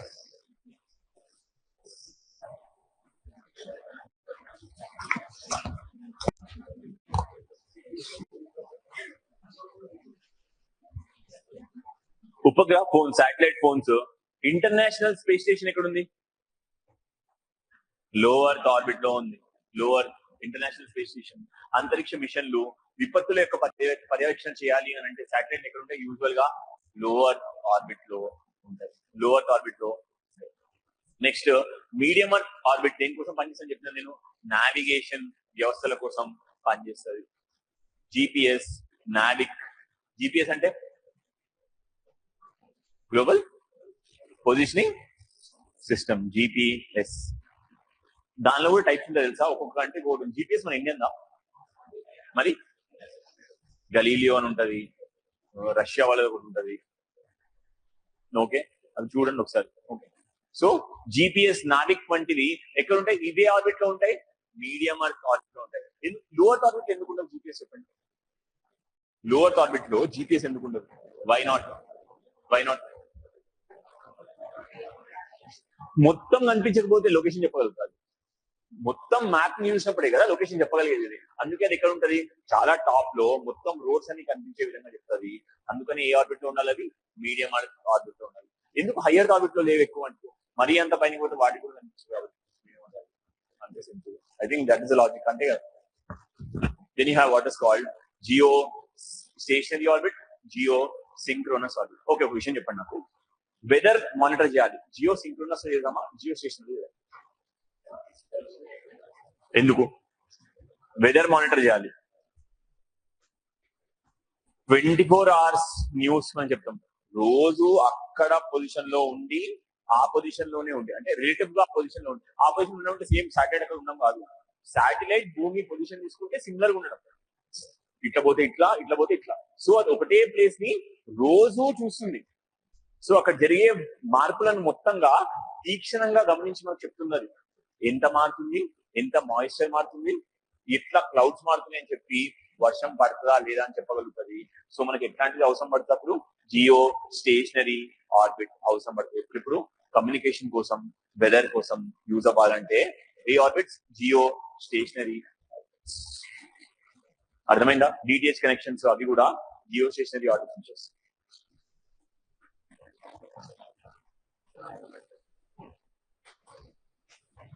కొద్దిగా కదిలే గ్రహాలేవి? కొద్దిగా కదిలే శాటిలైట్ ఉపగ్రహాలు ఏవి? జియో సింక్రోనస్. ఎందుకంటే మనం కదిలి చూడండి, మీరే అబ్జర్వ్ చేయండి, ఇద్దరు కరెక్ట్ రన్నింగ్ చేస్తుంటే మీకు ఎప్పుడు పక్కనే ఉన్నట్టు అనిపిస్తుంది. వాడు మీతో పాటు సిమిలర్ ఉడుతున్నాడు అనుకోండి, మీకు వాడు వేరే వేరుగా ఉన్నట్టు అనిపిస్తుందా? You will always feel she with you. కానీ మీ ఇద్దరు లేరు ఒక ప్లేస్ లో, మీ ఇద్దరు ఉడుతున్నారు, కాకపోతే వాడు మీతో సమానంగా ఉడకడం వల్ల మీ పక్కనే ఉన్నట్టు అనిపిస్తుంది. అవునా కదా? సపోజ్ మీరు రంగుల రాట్నం అంటారు తెలుసా? What is it called? Giant wheel. Giant wheel ఎక్కినప్పుడు మీ పక్కన ఒకరిని కూర్చోబెట్టుకోండి, మీ పక్కన ఒకరిని కూర్చోబెట్టుకోండి. కింద ఉన్నాడు ఎట్లా కనిపిస్తాడు మీకు? వాడు తిరుగుతున్నాడు కనిపిస్తుంది. మీ ముంగడు ఉన్నాడు పక్కనే ఉన్నట్టు మంచి కూర్చున్నట్టు అనిపిస్తుంది. వై? Relative position. అదే జియో స్టేషనరీ. ఈ ఎగ్జాంపుల్ తీసుకోండి, రంగుల రాట్నం మనకి తీసుకుంటే జైంట్ వీల్, మీతోనే ఇంకొకరు కూర్చున్నారు మీ బాక్స్ లోనే, వాడు మీతో పాటే ఉన్నాడు, సేమ్ మీరు ఎంత తిరుగుతుంటే వాడు కూడా తిరుగుతున్నాడు. అందుకే వాడు ఏం ఆర్బిట్ అయిండు? జియో స్టేషనరీ ఆర్బిట్ అయిండు. అందుకే వాడు మీకు కదిలినట్టు అనిపించాడు. అదే కిందనో పైన ఉన్నని మీకు కనిపిస్తూ ఉంటాడు, వాడు అడుస్తూ ఉన్నాడు అనుకోండి, ఎవడో ఒకరు వాడు మీకు చూస్తూ ఉంటారు, మీకు ఏమనిపిస్తుంది? వాడే వాడి అంత ఫాస్ట్ తిరుగుతున్నాడు అనిపిస్తుంది, వాడు మూవ్ అయినట్టు కనిపిస్తుంది. అందుకే అదే ఆర్బిట్ అయింది geosynchronous orbit. Geosynchronous. Every 2 minutes కి వాడు అదే పొజిషన్కి వస్తాడా రాడా? ఎవ్రీ 2 minutes కి వాడు సేమ్ పొజిషన్కి వస్తాడా రాదా? అందుకే వాడు జియో సింక్రోనస్. జియో సింక్రోనస్ అవుతాడు. Hopefully have made the concepts clear. Okay, చూడండి, కొద్దిగా కదిలేది ఏది? కదిలినట్టు మనకు అనిపించేది జియో సింక్రోనస్. ఇది కూడా కమ్యూనికేషన్ కి, నావిగేషన్ కి వాడతారు. కమ్యూనికేషన్ కి, నావిగేషన్ కి వాడతారు ఈ కక్షని కూడా. Okay, and you have sun synchronous orbit. Sun synchronous అంటే ఇంతకు నేను జియో సింక్రోనస్ అని చెప్పిన. జియో అంటే భూమి, సన్ అంటే సన్ కి కూడా సేమ్ పొజిషన్ సేమ్ టైంకి వస్తే దాన్ని ఏమంటాం మనం? Sun synchronous orbit. సూర్యుడిని చూడడానికి ఉపయోగించే శాటిలైట్స్. సూర్యుడు తెలుసా మీకు? లోపల లేయర్స్ కన్నా బయట లేయర్ చాలా దారుణంగా వేడిగా ఉంటుంది. You can't go near sun. ఈ శాటిలైట్స్ కూడా ఎన్నో వేల లక్షల కిలోమీటర్ల దూరం చూసే సూర్యుడు. సూర్యుడు అంటే ఏంటి? లోపల హీలియం మండుతున్న ఒక గోళం అంతే. అది ఆరదు ఇప్పటికి. అన్ని గనం గ్యాస్ ఉండడం వల్ల అది ఇప్పటికీ ఆరదు. సో దాని నుంచి ఏమేమి వస్తున్నాయి? వేడి వస్తుంది, కాంతి వస్తుంది. మన భూమి ఫార్చునేట్ గా మనం ఎక్కువ దగ్గర ఉంటే అసలు ఉండేది కాదు, లైఫ్ ఉండేది కాదు. ఎక్కువ దూరం ఉంటే మంచు ఉండేది మొత్తం. ఎక్కడో మధ్యలో ఎగ్జాక్ట్ స్వీట్ స్పాట్ లో ఉన్నాం కాబట్టి మన దగ్గర మంచు కొంచెం కరిగింది, కొంచెం వర్షం పడ్డది, భూరాశులు రావడానికి అయింది. అర్థమవుతుందా? Understand the logic? Okay, see this thing. Mapping resource environment అంటే అక్కడున్న కక్ష ఎట్లాంటిది అని స్టడీ చేయడానికి ఏ ఆర్బిట్ లో పెడతాం మనము? సన్ సింక్రోనస్ ఆర్బిట్ లో పెడతాం. భూ సర్వే చేయాలి, వ్యవసాయ పర్యవేక్షణ చేయాలి, అటవీ విస్తీర్ణ పట్టణ ప్రణాళిక చేయాలి. Okay, then you have what is called polar orbit. Polar అంటే పోల్స్, ధ్రువాలు ఉంటాయా? South pole and north. మంచు ఎక్కువైతే ఉంటుందో అక్కడ చేయడానికి. అండ్ పోలార్ ఆర్బిట్ లో పెడితే యూజ్ ఏం చెప్పండి? ఎక్స్ట్రీమ్ పోలార్ ఆర్బిట్ లో పెడితే మొత్తం అర్త్ కనిపిస్తుంది, అవునా కదా? మొత్తం పైన పెట్టండి మీరు సాటిలైట్ ని, మొత్తం అర్త్ కనిపిస్తే కనిపించదా?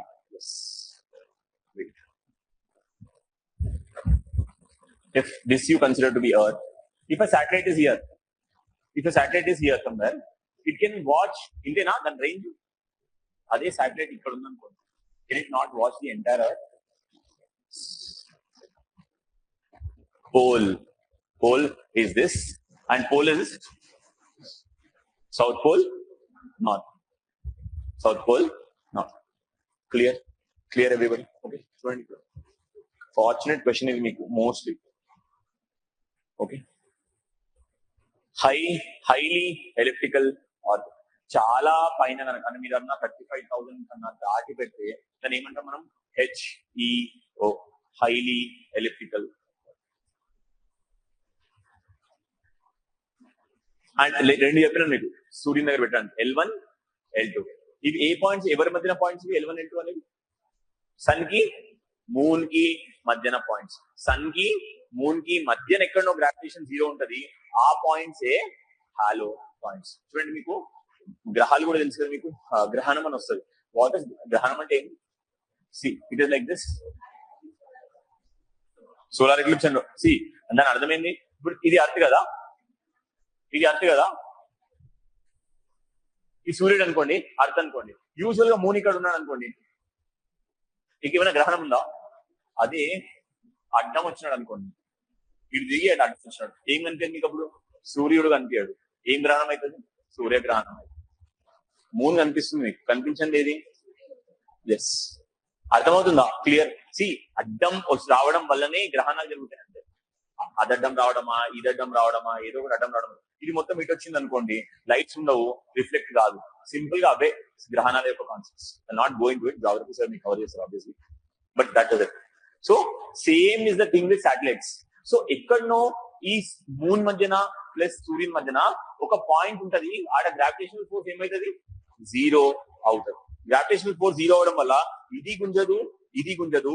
సో ఆ శాటిలైట్ అక్కడ నిలబడుతుంది. ఆ పాయింట్స్ ఏ లాగ్రేంజ్ పాయింట్స్. లాగ్రేంజ్ పాయింట్స్ రెండు ఉంటాయి, చాలా ఉంటాయి, but 2 things are L1 and L2. సూర్యుడిని అబ్జర్వ్ చేయడానికి కంటిన్యూస్ గా యూజ్ చేసే పాయింట్స్.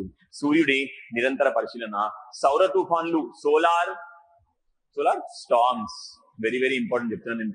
సోలార్ స్టార్మ్స్ అవి యూజ్ చేయడానికి హెల్ప్ అవుతుంది. అండ్ L2 దగ్గర పెడితే ఎవరిని? గెలాక్సీలని, నక్షత్రాలని, విశ్వ నేపథ్య కిరణాలంటే వాట్ ఇస్ ఇదేంటి? విశ్వ నేపథ్య కిరణాల పరిశోధన అంటే బ్లాక్ హోల్స్. తెలుసా బ్లాక్ హోల్ అంటే? ఇన్నుంటారు కదా, వాట్ ఇస్ బ్లాక్ హోల్? ఇన్నుంటారు కదా, what is a black hole? What is it? Big bang theory అని కూడా వింటున్నారా? What is it? What is black hole? See, it says everything in the universe దగ్గర ఒక దగ్గర 0 గ్రావిటీ ఉంటుందంట. చూడండి, ఒక దగ్గర 0 గ్రావిటీ ఉంటుందంట. ఆడ ఎవరు వెళ్ళినా సరే వాడు పీల్చుకోబడతారు, అసలు గ్రావిటీనే ఉండదు. అంత పెద్ద బ్లాక్ హోల్ నుంచి పుట్టినే యూనివర్స్ అని అంటున్నారు. అక్కడ ఏది ఉండదు, శూన్యం అనేది ఒకటి వస్తుంది అనమాట. 0 exist in that black hole. ఏది వెళ్ళినా సరే అక్కడికి పీల్చుకోబడి గ్రావిటీ అనేది ఉండదు. బ్లాక్ మొత్తం డార్క్ మ్యాటర్ ఉంటది, దాన్నే బ్లాక్ హోల్ అంటున్నారు. అది తెలిస్తే మనకు మన ప్రపంచం అనేది ఎట్లా పుట్టింది, ఇట్లా పుట్టింటుంది ఆ ప్రపంచం, మనిషి అనేటువంటి ఎట్లా పుట్టిండు, అసలు ఏంది, అసలు ఫస్ట్ ఏంది, సెకండ్ ఏంది, ఇప్పటికి కూడా సాలిడ్ గా ఎవరికి తెలియదు. అంచనాలు మాత్రమే ఉన్నాయి, ఇట్లా కావచ్చు. దానిలో ఒక థియరీ బిగ్ బ్యాంగ్ థియరీ, ఒక థియరీ బిగ్ బ్యాంగ్ థియరీ. చాలా రిలీజన్స్ చాలా చెప్తాయి. ఒకరేమో చాప కింద వరుస్తుంది దేవుడు అని చెప్తారు, ఇంకొకడేమో విష్ణు వరాహమూర్తి మీరా ఒక అడుగుంటది కింద దేవుడు ఉంటాడు అని చెప్తారు. ఇంకా క్రిస్టియానిటీలో ఒకటి, హిందూయిజంలో ఒకటి, ఇస్లాంలో ఒకటి, మెనీ థియరీస్ ఉన్నాయి. అండ్ మనిషి ఎవల్యూషన్ కి కూడా ఎవల్యూషన్ థియరీ ఉంది. డార్విన్ మన కోతుల నుంచి పుట్టామని, ఇది కొంచెంగా ఇప్పటికైతే యాక్సెప్టబుల్. బట్ ఏంటి అని తెలుసుకోవడానికి యూజ్ అయ్యే థియరీనే black hole or big bang theory. Big bang theory అంటే ఒక విస్ఫోటనం నుంచి పుట్టింది అని. ఏం చెప్తారంటే విస్ఫోటనం నుంచి పుట్టింది అని. సో ఏం చేస్తే మన శాటిలైట్స్ అంటే కోటాను కోట్ల సంవత్సరాల నుంచి కూడా కొన్ని కాంతులు, ఏ కాంతులు, ఎక్కడైతే బిగ్ బ్యాంగ్ జరిగిందో ఆ కాంతులు ఇంకా భారత వైపుగా ట్రావెల్ చేస్తున్నాయి. ఎక్కడ వైపు? భారత వైపు అంటే ఎర్త్ వైపుగా ట్రావెల్ చేస్తున్నాయి. కోటాను సంవత్సరాల లైట్స్. ఎప్పుడు పుట్టినాయి ఆ లైట్స్? కొన్ని కోట్ల సంవత్సరాల కింద పుట్టినాయి, కానీ చాలా దూరంగా పుట్టినాయి కాబట్టి ఇప్పటికీ అవి ఎర్త్ వైపు వస్తున్నాయి. మన వాళ్ళు ఏం చేస్తున్నారంటే ఆ రేస్ ని క్యాప్చర్ చేసుకొని ఆ రేస్ ని కనుక్కోవడం ద్వారా ఇది ఎక్కడి నుంచి వచ్చింది, దీని సోర్స్ ఏమై ఉంటది అని తెలుసుకోవడానికి ట్రై చేస్తున్నారు.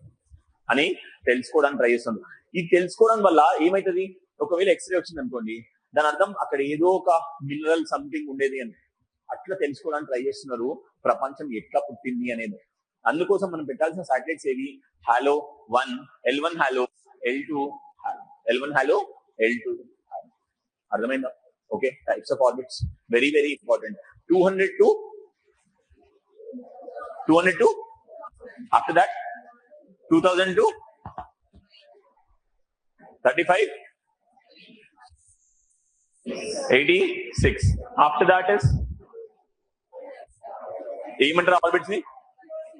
Jio synchronous and geostationary. తర్వాత ఏమొచ్చినాయి? HEO highly elliptical orbits. Elliptical orbits ఎక్కడ ఉంటే హైలీ ఎలిప్టికల్ ఆర్బిట్స్? HEO ఎక్కడ? పోల్స్ దగ్గర ఉండేవి. HEO హై లాటిట్యూడ్ కమ్యూనికేషన్ కోసం యూస్ అయ్యేవి. Polar orbits, the satellites are at poles. They are at poles. Clear everybody? L1 L2 points ఏమంటాం మనం? Which points? L1 L2 అంటే what are the points called? ఏం points అంటాం మనం బట్టి? Lagrange points అంటాము. Lagrange points are 4. L1 L2 L3 L4 అని ఉంటాయి. అంత అవసరం ఏంటి? Okay, you have ISRO inaugurates Hope analog mission in Sokar Valley, Ladakh. దీని నుంచి మీరు ఏం నేర్చుకున్నారు ఇప్పుడు? What give me the question ask ఇక్కడ నుంచి. Anybody, what is the thing which have learned from this? ఏం నేర్చుకున్నారు మీరు అని అంటే? From this what have you learned from this only slide?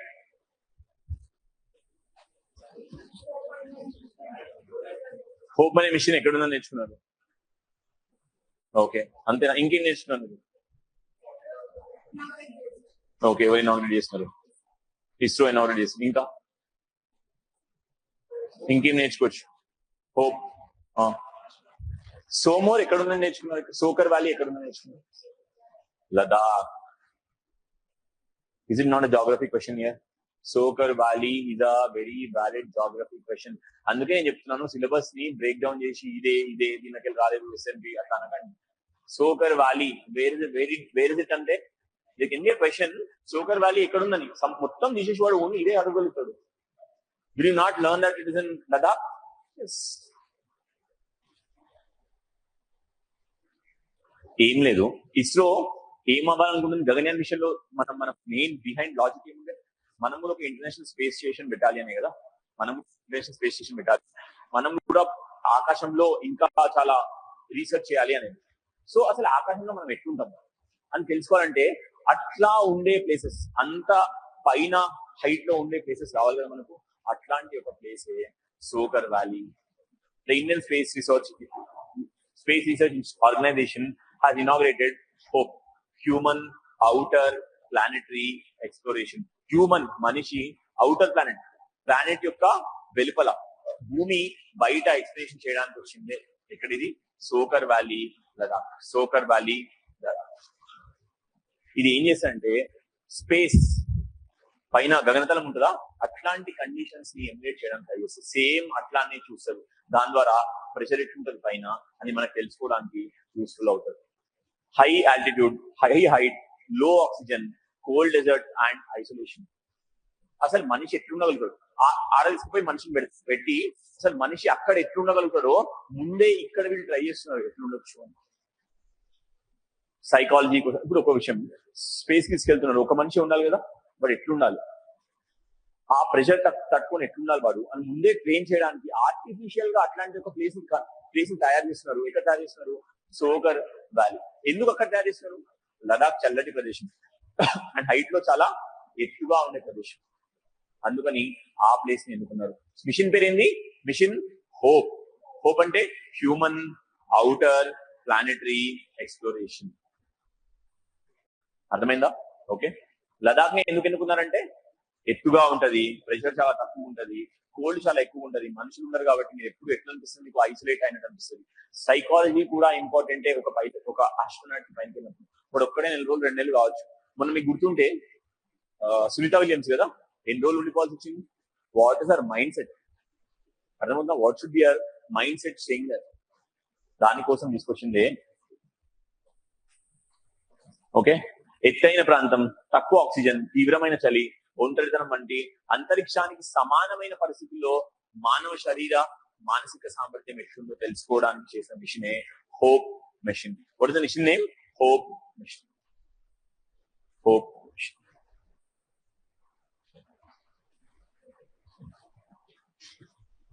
Gaganyaan లాంటి మిషన్స్ ఏవైతే ఉంటాయి చూస్తారు, మనం మీరు చేయాలనుకుంటే మన పైలట్స్ రెడీగా ఉన్నారా లేదా అని మనం తెలుసుకోవడానికి హెల్ప్ అయ్యే machine. Clear everybody?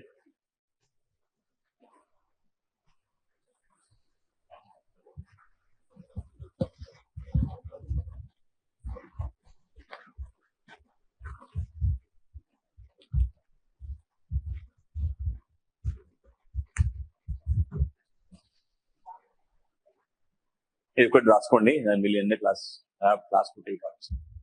Maharashtra things deal to build hyperloop. Hyper loop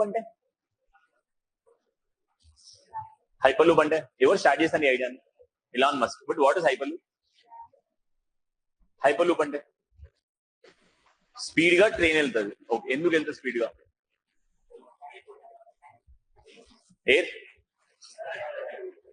ఉండాలా స్పీడ్ గా వెళ్ళడానికి? ఎయిర్ ఉండదు. సో రాసుకోండి, ఐఐటి మెడ్రాస్ వాళ్ళతో కలిసి ఎవరు, మహారాష్ట్ర గవర్నమెంట్ హైపర్ లూప్ తయారు చేయాలి అనుకుంటున్నారు. ఏఐటి అని అడుగుతారు క్వశ్చన్, చాలాసార్లు అడిగినాను గ్రూప్ 2లో 1లో కూడా. ఏఐటి అనేది క్వశ్చన్ చాలాసార్లు అడుగుతారు. ఐఐటి ఎప్పుడైనా వచ్చింది అనుకోండి, చాలా కేర్ఫుల్ ఉండండి. ఎక్కడన్నా మీ న్యూస్ లో ఐఐటి ఇది చేసింది, లేకపోతే ఏఐటి అయినా సరే ప్లాస్టిక్ తో ఇది తయారు చేసింది అని మీకు అనిపిస్తే అక్కడ కేర్ఫుల్ గా ఉండండి. That is very important. IIT names are very very important.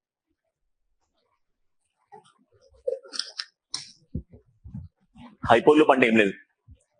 చూడండి, మనము ఇప్పుడు ట్రైన్ పోతుంది కదా, ట్రైన్ స్పీడ్ యాక్సిలరేషన్ పెట్టినా సరే అడ్డం ఏమొస్తుంది మనకు? మనం బైక్ స్పీడ్ గా పోతున్నా అడ్డం ఏమొస్తుంది? గాలి అడ్డం వస్తుంది. Pressure is the one which is stopping the full fastness. Pressure ఉండొద్దు అంటే జీరో ప్రెషర్ ఎన్వైరన్మెంట్ క్రియేట్ చేయాలి. జీరో ప్రెషర్ ఎన్వైరన్మెంట్ క్రియేట్ చేయాలంటే ఒక టనల్ లాంటి తవ్వి దాని లోపలనే ట్రైన్ పోయేటట్టు చూడాలి, లోపల ప్రెషర్ ఉండకుండా చూసుకోవాలి. అదే హైపర్ లూప్. లూప్ అంటే ఒక సర్కిల్. లూప్ అంటే ఏంటి? లూప్ లో తిరుగుతున్నాం అంటాం కదా మనం. లూప్ అంటే ఒక సర్కిల్. ఆ సర్కిల్ లోపల కనుక ప్రెషర్ కనుక తీసేస్తే ఇటు నుంచి ట్రైన్ ఇట్లా వెళ్ళి మళ్ళా ఆయనకి అదే వేలో తిరుగుతూ ఉంటే దాన్ని ఏం టెక్నాలజీ అంటున్నాం మనం? Hyper loop technology. Government of Maharashtra signed an agreement with the Future Hyperloop Private Limited, a startup incubated at Indian Institute of Technology, Madras. మీరు గుర్తుపెట్టుకోవాల్సింది ఐఐటి మద్రాస్. ఇది తక్కువ పీడన ట్యూబుల్లో మ్యాగ్నెటిక్ లెవిటేషన్ ద్వారా ప్యాడ్ అత్యంత వేగంగా ప్రయాణించే టెక్నాలజీ. పీడనం అనేది ఉండదు, there is no pressure. Pressure అనేది లేకపోవడం వల్ల అడ్డం ఏం రాదు, రెసిస్టెన్స్ ఉండదు. ఫాస్ట్ గా మ్యాగ్నెట్ తో పాటు చాలా ఫాస్ట్ గా ట్రైన్ వెళ్ళిపోతుంది. What you think is the speed? Speed ఏముండొచ్చు? 300. ఓకే, సో స్పీడ్ ఎంత ఉండొచ్చు అనుకుంటున్నారు? Speed up to 700 to 1000 km/h. అస్సలు రెసిస్టెన్స్ అనేదే ఉండదు. 700 to 1000 km/h. ఈ టెక్నాలజీ వాడుతుంది మ్యాగ్నెటిక్ లెవిటేషన్ అండ్ విద్యుత్ ప్రేరణ, electric propulsion and magnetic things. ఇంకా పోతే అందరుగా ఉందన్న, ఎవడు బతకాడు, పోతే అందరు పోయినట్టే.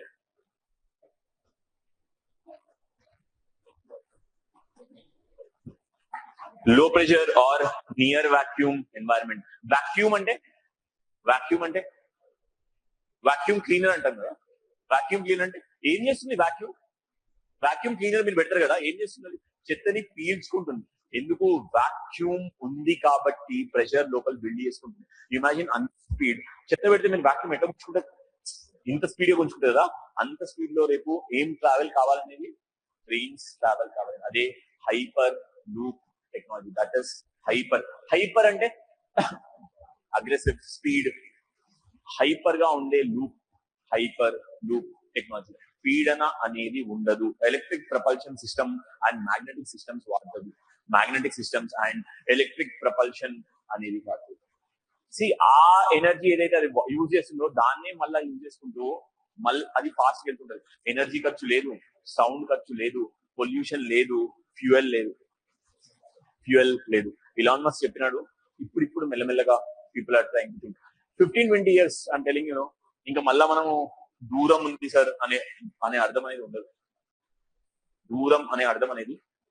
20 years 25 years down the line చాలా దూరం అనే కాన్సెప్ట్ ఉండదు. Will take hardly time to go far places. Even in India మొన్న బడ్జెట్ చూసినారా? What is special about Hyderabad? High speed rails ఎన్ని?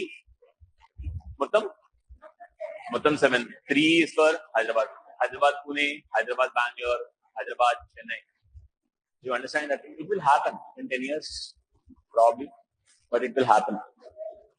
And in the speed and proposition, what was the speed it proposed? 300 km/h speed proposition. High speed trains. అంటే బెంగళూరు ఎంతసేపు? 2 hours. Clear? Okay. We'll see tomorrow. Any doubts? We'll complete that probably in another 4-5 class. I'll try to bundle this current affairs out. Okay. 4-5 days bundle చేద్దాం current affairs. ఎన్ని రోజులు ఇది daily serial ఇక్కడ నడుస్తుంది? Okay. 4-5 days we'll try to wind it up.